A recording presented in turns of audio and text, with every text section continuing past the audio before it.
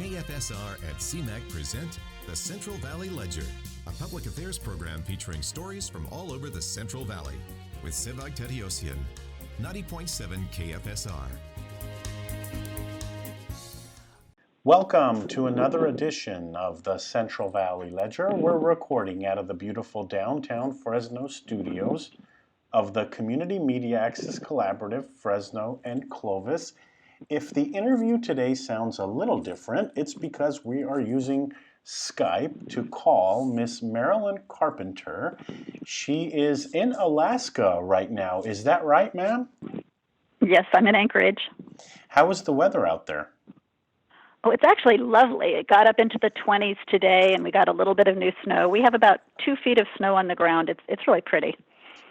So I want to talk to you about something you were a part of in Fresno that was very, very special. You actually marched in the march when Dr. Martin Luther King was here in 1964, correct? Yes, that's correct, yes. So I want to talk a little bit about your background. So your family was in Fresno at the time. Did you go to church? Is that how you heard about how Dr. King was coming? Yes, that's exactly how we heard. We were members of the First Methodist Church that was downtown on M Street, and our pastor was the Reverend Bob Moon, and he was very active as a pastor in civil rights, and our church was very involved with social justice issues, and of course civil rights was quite big then in the early 1960s. And so Bob Moon, the pastor, knew that Martin Luther King would be coming and mentioned it to all of the congregation, and my family decided that sounded like a really good thing to get to do. So you were relatively young at the time when Dr. King came to Fresno, but was this something that was common, do you know? Because, some churches don't want to get into political stuff. Right, yeah, I was 13. And, there were a lot of churches that just didn't want to do political anything, and so they didn't want to be involved with it. And there were people that were members of our church who didn't want to be involved in anything political either, and so they didn't come in March. But there were several of us from the church who came, and some of us, like my family, had been followers, admirers of Reverend Martin Luther King for years. And so we were thrilled that we were going to get to meet him, to hear him in person, to march with him. It was very exciting for us. And this event for which he came was actually sponsored, I believe, by an interfaith group. There were several different churches involved of all different denominations. And so he was, of course, he was a pastor himself, so he was welcomed by the churches. And what's cool is that you actually have the brochure or event guide for when he came. Do you realize you have something that's historic in your hands? Well, I have to give credit to my sister and my niece for that, because my older sister, she was 18, and she was the one who actually kept the brochure, and it's now in the care of her niece who, when I was going to meet you a couple of weeks ago, my niece knew where the brochure was and knew where the article was, and so that's something that definitely we have saved, and it was something that meant a lot to our family to be a part of that. So Dr. King, when he came to Fresno, he spoke in front of, or gathered in front of, Fresno High School. Is that where you first went? Yes. We gathered there together and then walked together from there over to Radcliffe Stadium. It wasn't very far, about a mile or so. And then, we were talking a little bit off air, and so you had a younger sister, and your younger sister wasn't able to attend, correct? That's correct. My mom was afraid that there might be some violence there. Of course, we were very well aware that there were people who did not like Martin Luther King and who, that just might pull something or do something that could be dangerous. So my mom wouldn't let my younger sister, who was 8 years old, wouldn't let her go, and my mom stayed home with her. And my younger sister is mad about that to this day because the rest of us, there were three older kids, and we got to go and we got to hear Martin Luther King and march with him and shake his hand, and she didn't get to. So I feel for her, but Mom was afraid that something might happen. And I guess if it happened to us older three kids, Mom didn't care. No.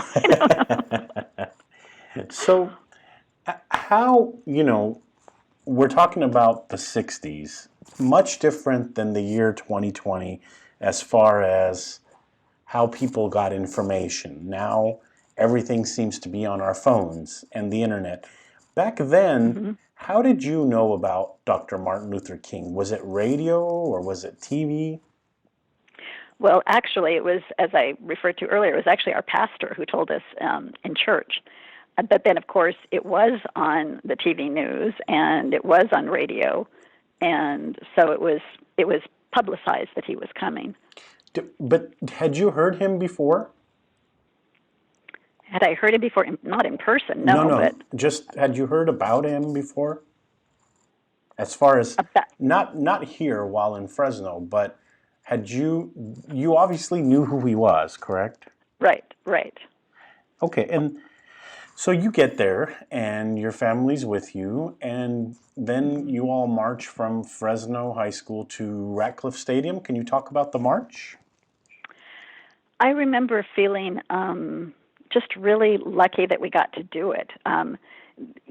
Yes, we knew who Martin Luther King was. He'd given his I Have a Dream speech the year before in Washington, D.C., and he was, of course, a great leader in civil rights, which was important to our family and to our church. And so the fact that we got to be with him and see him, he was, for a family like us, he was a rock star.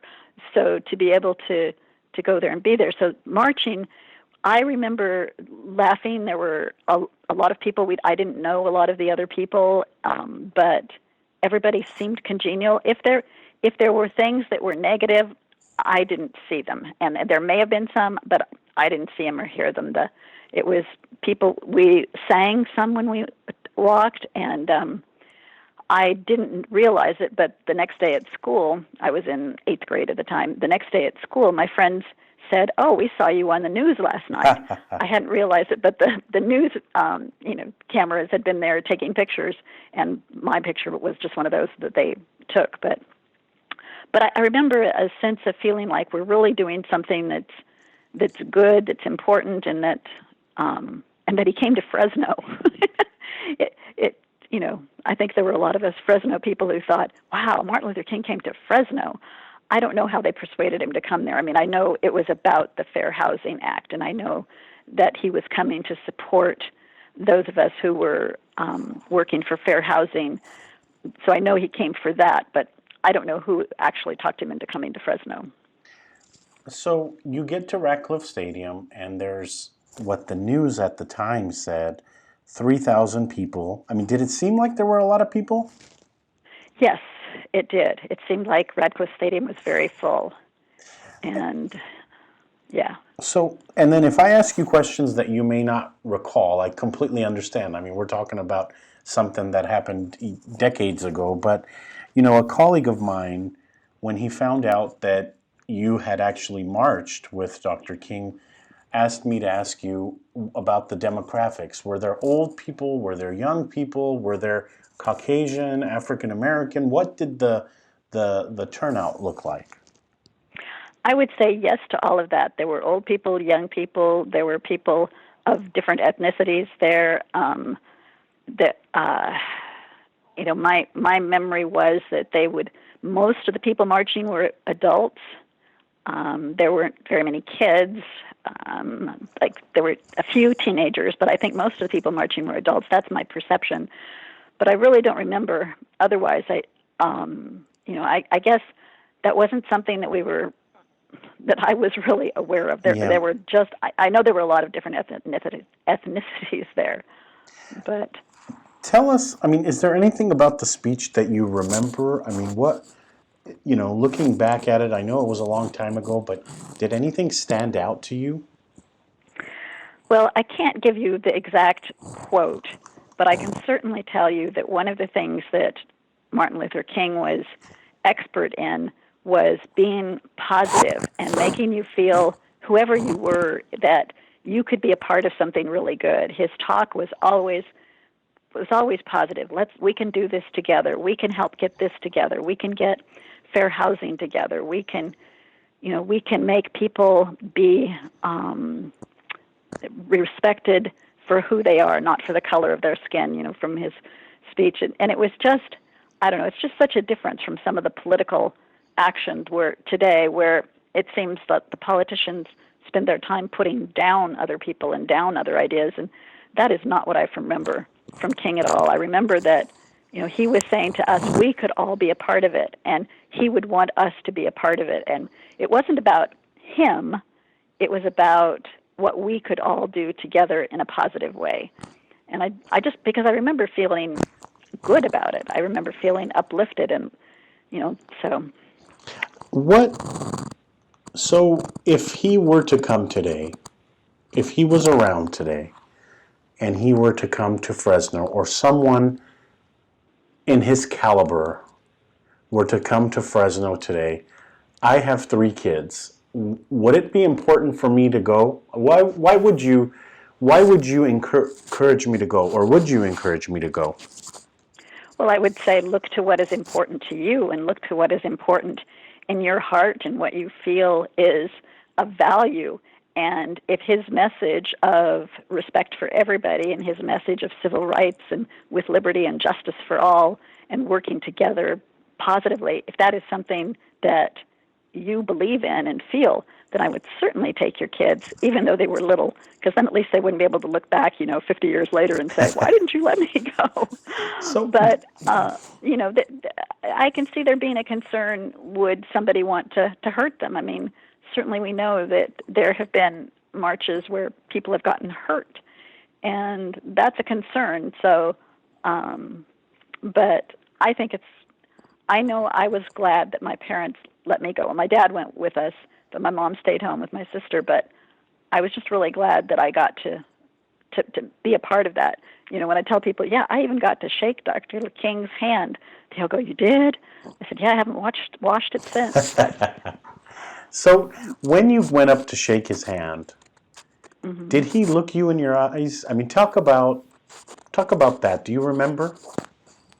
Well, I remember that it was very significant that I was getting to shake his hand, because we didn't know that we would get to do that ahead of time, and it was just after the talk that people were allowed to go up and form a line and go up and shake his hand. So it wasn't a chance to have a conversation with him, but I do remember he was one of those people who, when he shook your hand, he looked right at you and said something to you, and I don't remember exactly what he said, but I do remember that it was something like, thank you for coming, thank you for being a part of this, and and I felt like he said it to me, like he meant that he was glad that I came.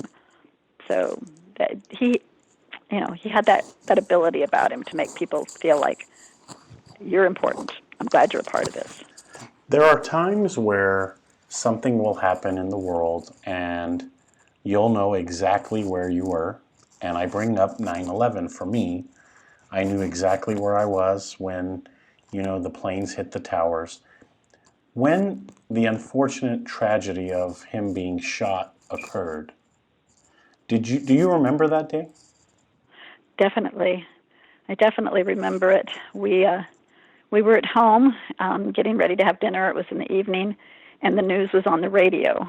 And it was pretty awful. My older sister was in the shower, and I remember just going into her and just saying, they killed him, and she goes, yeah, it was awful. I don't know. So, after he came, I mean, did your parents talk to you about his teachings or his message? I mean, I guess the better way for me to ask this question did any follow-up happen after he left with you and your family or you and your church that you recall? Well, certainly we stayed involved with with it politically, and my family continued to work on the Fair Housing Initiative, which was the instigation for King to come. There was Prop 14, which was trying to do away with fair housing. So if you wanted to support fair housing for all, then you needed to vote no on 14. And I think I told you before, my dad wasn't one to spend money unnecessarily, and so we didn't buy a bumper sticker for our car, but we did make our own handmade sign that said no on 14 and put it in our car window. But yeah, we've stayed active, and my older sister and I in particular stayed active in civil rights stuff to this day. I'm still working with my church now, the Methodist, which is also the Methodist Church for Civil Rights for All. So, yeah. Looking back now, do you ever tell any of these stories to your family? I know you mentioned that you have a niece and your sister were crucial in protecting the brochure. I mean, do you ever tell these stories, and are people interested to hear? Because I was when I learned that you marched with Dr. King. Yes, people are interested, especially when Martin Luther King Day comes around at school. Like, of course, it was just a few weeks ago, and the students in school learn about it. Well, I have 3 grandchildren who are 8, 9, and 12, and they have heard the stories that I marched with King. And so every time it's Martin Luther King Day, they want to hear the stories again, and they want to know about it, and they want to understand about it, because they also themselves are involved, as are their parents, in issues and in social justice issues and in issues of importance to families and children. And we all are very involved. One of the events that we're very involved with is anything to do with LGBT rights, and so our grandkids have walked in the pride parades and are support that. So so when they hear that I've marched with Martin Luther King, the grandkids are and their friends are amazed, because, well, it's right there in their history book. And I'm so old that I could be in the history book. But they like hearing about it. So, talk about life now. I mean, you visit Fresno. You still have family in the area? Right. I have family in Fresno and friends in Fresno, so yes. And then, but you stay in Alaska. How did that happen from Fresno to Alaska? I mean, it's not like Fresno to down the street Clovis, or, a couple of hours to Las Vegas. It's Alaska. Right. It's extremely different, and that has to do with the grandkids. Our kids, we have a son and a daughter, and they both moved up here with their spouses, and when they were going to have a child, they said they wanted us to be involved grandparents. Well, if you're going to be an involved grandparent, it's a whole lot easier if you live closer. Yeah, if you're there. Life is easier if you're there. Exactly. And so I said that our oldest, our grandson, is 12, and so we've lived here 12 years. And we love it, actually. We love it for its own sake, not just because our family's here. So before we conclude the interview, do you have a message? I mean, do you have something you want to share with the people that are listening and watching this now? I don't know that I have a wonderful message, but I do know that if you have a cause that touches your heart, then work for it. Say something, write letters, let people know, let your children know, let someone be aware, and it can make a difference. And that I just would like people to know how Martin Luther King was a positive person.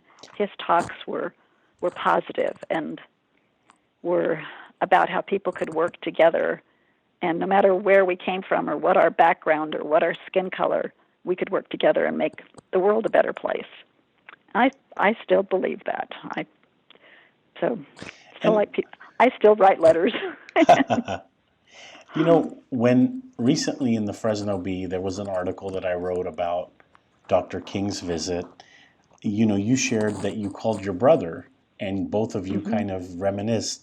Can you tell us about that? Well, I wanted to check and see because both my brother and my older sister were in the march, and I wanted to know if they had other memories that they could add to that. And they didn't have a whole lot that was different from what I did. They remembered very much doing it. They remembered that they felt special doing it, and they both continued to be involved in civil rights or social justice issues, and so they were glad I was going to get to talk, but they didn't have any new, different ideas. They're both older than me, so. Yeah. So you were part of a church and a part of, it sounds like a group of churches that participated. Is that church still around here in Fresno or Clovis or in the Valley? Well, the First Methodist Church that we were a part of at the time down on M Street, they had to take down their buildings because they weren't earthquake proof. And so at the time, then that congregation joined with Wesley United Methodist Church, which is out on Barstow. And Wesley United Methodist Church does continue to be very involved in social justice issues and very concerned with everyone's rights. And it's a good congregation. And when we have visited, we have often gone to church there. So my mother-in-law stayed a member of that church until, she just recently passed away at 97, but she stayed a member of Wesley United Methodist. Well, ma'am, I appreciate you taking the time again to chat with us and tell us your story. I think it's incredible that Dr. Martin Luther King was actually in Fresno, and there are people who never knew that he was in Fresno. So, we encourage you here in the studio to keep telling your story, and, the next time you come to the Fresno area, be in touch with us. We'd love to have a follow-up conversation with you regarding this. Okay, so I can let you know we still do come to visit family and friends. So that's all for this edition of the Central Valley Ledger. You have been listening to an interview with Marilyn Carpenter. Miss Carpenter was in the march with Dr. Martin Luther King when Dr. King came to Fresno. It was 1964 when that happened. Thank you to the audience members watching this broadcast on CMAC, Comcast 93, and AT&T 99. If today's interview sounds a little different than our usual interview, it is because we are broadcasting and we are recording on Skype. So thank you, Skype, for giving us that opportunity as well. That's all for this edition. Tune in next week to a new edition.